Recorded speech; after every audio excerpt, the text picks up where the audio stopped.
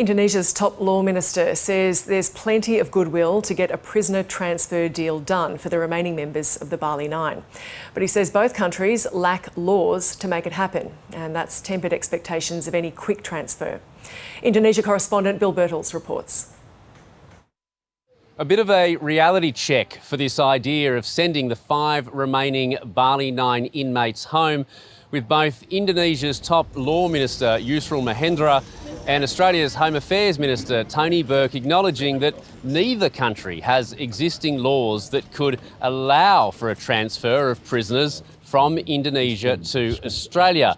But the Indonesian minister did give a draft proposal to the Australian side on how a transfer could happen, and he said that they will now await Australia's feedback.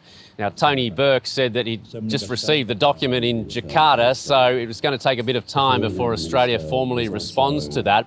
But the Indonesian government says that a very specific bilateral agreement is probably the most likely way that these 5 men could be transferred to Australia.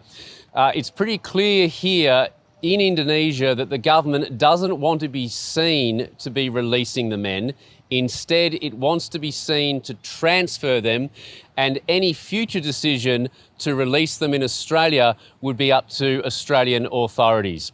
The 5 men, Matthew Norman, Sui Chen, Michael Shugai, Scott Rush and Martin Stevens, were convicted for the 2005 attempt to smuggle heroin to Australia.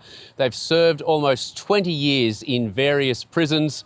Obviously, the men and their families will be really hoping that a deal could be struck. Both Tony Burke and Minister Mahendra said there is a lot of goodwill to get it done, but it's pretty clear, with further discussions needed, that it's not going to happen anytime soon, and probably is more likely next year rather than this month.